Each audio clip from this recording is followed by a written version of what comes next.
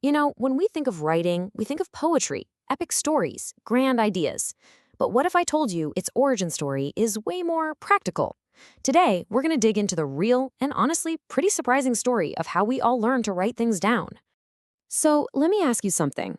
What do you think was the very first thing that anybody, thought was important enough to write down? Was it some grand poem about a hero? A set of divine laws handed down from the heavens? Maybe a story about how the world was created? Well, believe it or not, the answer takes us way, way back, almost 5,000 years ago, to the land nestled between the Tigris and Euphrates rivers.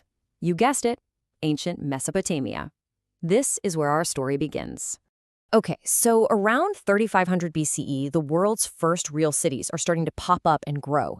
But with all that growth, a huge new problem emerges, what you could call a societal memory crisis. And it's this crisis that leads just a few hundred years later to a totally game-changing solution getting etched into wet clay.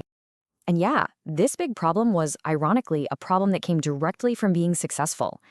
As these cities got bigger, life got complicated. I mean, really complicated.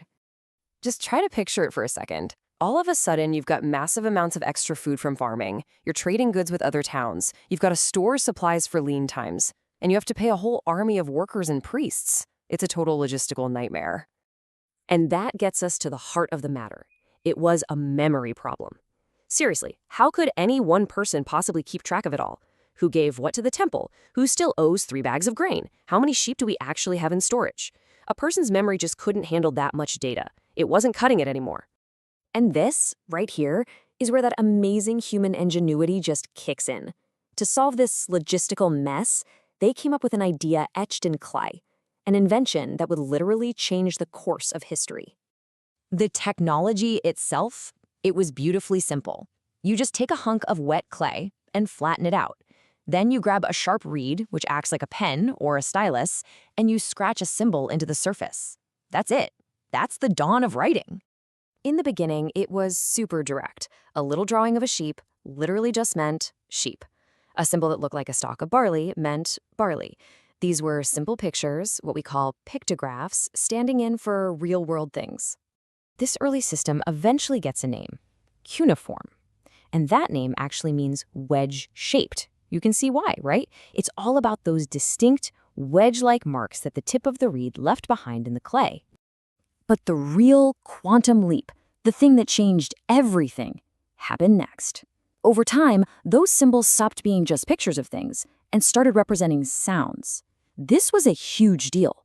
It made the whole system way more flexible and infinitely more powerful. Which brings us to the most surprising part of this whole story. What were these amazing, world-changing texts actually about? Well, I like to call them the world's very first spreadsheets. So let's circle back to that first question. Were these first written documents amazing myths about heroes, sacred laws for all to follow, maybe some passionate love poems? Nope, not even close.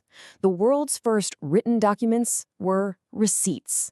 They were tax records, they were lists of offerings made to the temple, records of wages paid out to laborers, and inventories of grain and sheep. Writing wasn't invented for art, it was invented for accounting. It really was that simple. The survival of these brand new, complex cities completely depended on keeping accurate records. And writing was the new piece of tech that made it all work. Now, it's also important to remember that this wasn't a skill for just anybody. Learning cuneiform was incredibly hard and took years and years of training. For a very long time, only a small class of highly trained professional scribes could read or write. So let's zoom out and put it all together. What's the real origin story of writing? Well, it's this incredible journey, showing how we got from simple receipts for grain to building sprawling, complex civilizations. So, here's the bottom line. The popular idea, the misconception, is that writing was created for culture, for stories, poetry, and art. But the reality? Writing was born from the boring, practical, and totally urgent need to just run a city. I mean, it all started with something as mundane as keeping track of sheep and bags of barley. But that simple, practical tool for keeping records, that's what became the foundation for all of the complex civilization that we know today. And that leaves us with a pretty fascinating thought to chew on. If our greatest tool for creating art, for recording our history, for debating philosophy, if that tool was born from the boring world of logistics and accounting, what does that tell us about what really builds a civilization?